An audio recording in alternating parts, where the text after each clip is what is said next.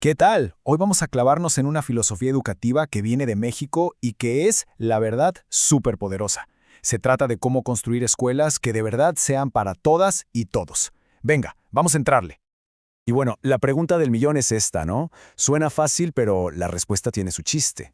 No hablamos solo de que puedan entrar, sino de crear un espacio donde cada estudiante sienta que pertenece, que puede participar y, lo más importante, que puede aprender. Partimos de algo que todos sabemos, la educación es un derecho. Pero, seamos sinceros, una cosa es el derecho en papel y otra muy distinta a la realidad de cada quien en el salón de clases. Y justo ahí es donde arranca esta historia. Fíjense, todo esto que vamos a platicar sale de unas guías educativas mexicanas súper interesantes. Están pensadas para profes en comunidades indígenas y migrantes y su objetivo es muy claro, que la educación para todos no sea solo un eslogan, sino una realidad palpable. Ok, pero para que esto funcione, no basta con buenas intenciones. Se necesita un giro de 180 grados en cómo vemos las cosas, un cambio total de perspectiva. Y aquí está el meollo del asunto. El cambio es brutal. Antes, con el llamado modelo médico, el problema se veía en la persona, como si al estudiante le faltara algo que había que arreglar. Pero el modelo social, que es el que proponen estas guías, le da la vuelta a la tortilla. El problema no está en el niño o la niña, sino en las barreras que les ponemos enfrente. De hecho, hay una cita de Vygotsky que usan en los manuales que lo deja clarísimo. La discapacidad no es solo algo biológico, es el resultado de cómo un entorno, una sociedad, reacciona. Si el entorno no está preparado, una condición individual se puede convertir en una barrera gigante. Y de ahí nace este concepto clave, las barreras para el aprendizaje y la participación. Ojo, el foco ya no es lo que le falta al estudiante, sino qué obstáculos hay en la escuela, en las actitudes, en los materiales, que le impiden aprender y participar como los demás. Muy bien. Entonces, si ya quedamos que la bronca son las barreras, el siguiente paso es, pues, aprender a verlas, porque no siempre son obvias. Las guías las dividen en tres tipos principales. Primero, y quizás las más difíciles de tumbar, son las ideológicas. O sea, las ideas que tenemos en la cabeza, la creencia de que alguien no puede.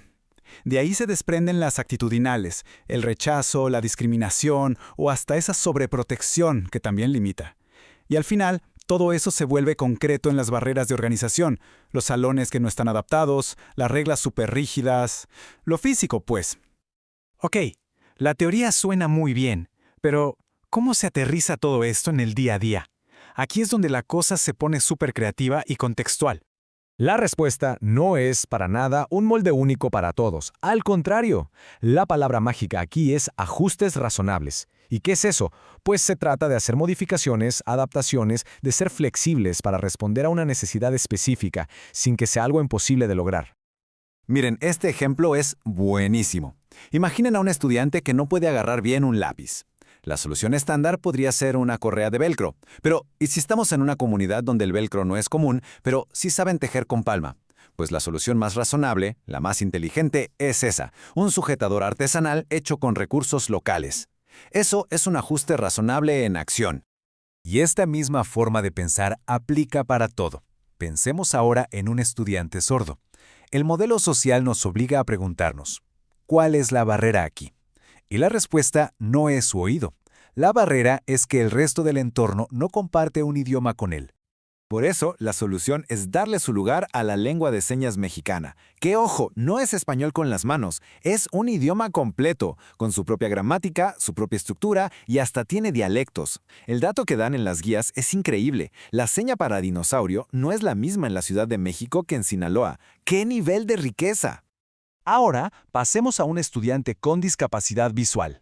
El principio es exactamente el mismo. Hay que adaptar el entorno a su manera de percibirlo, que es principalmente a través del tacto y el oído. Y aquí, claro, entra el sistema Braille, que es una genialidad. Piénsenlo así. Todo se basa en una celdita, como un bloque de Lego, con 6 puntos. Jugando con cuáles de esos 6 puntos están en relieve y cuáles no, se pueden crear hasta 64 combinaciones, suficientes para todo el abecedario, números, signos, todo un mundo al alcance de los dedos. Y bueno, ¿qué hay de la discapacidad intelectual? Aquí el cambio de chip es quizá uno de los más grandes. Se trata de romper por completo con esa idea de que la inteligencia es una sola cosa, algo que se puede medir con un número y ya está. Lo que proponen estas guías es basarse en la teoría de las inteligencias múltiples. ¿Qué dice esto? Que hay muchísimas formas de ser inteligente. Hay inteligencia musical, corporal, la habilidad para mover el cuerpo, vaya, la lógico-matemática, la lingüística. Un salón inclusivo valora todas estas formas de ser brillante, no solo las tradicionales. Ok, ya que vimos todos estos ejemplos, vamos a dar un paso atrás para ver el cuadro completo, porque la lección que nos dejan estas guías va mucho más allá de las aulas y de la discapacidad. El gran aprendizaje es este. La inclusión de verdad no se trata de poner parches, no es agregar una rampa a un edificio que no la tenía y decir, listo, ya somos inclusivos. Eso no es. No, se trata de diseñar el mundo desde cero pensando en la diversidad. Es construir los edificios, las escuelas, las ciudades, asumiendo desde el primer ladrillo que aquí va a vivir y convivir todo tipo de gente, con cuerpos diferentes, mentes diferentes y formas de comunicarse diferentes. Y con esa idea nos quedamos. El salón de clases es como un pequeño laboratorio de la sociedad.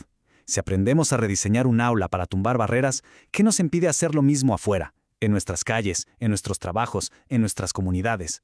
La pregunta es, si ya sabemos cómo hacerlo, ¿qué estamos esperando para empezar a construir un mundo que de verdad sea para todos?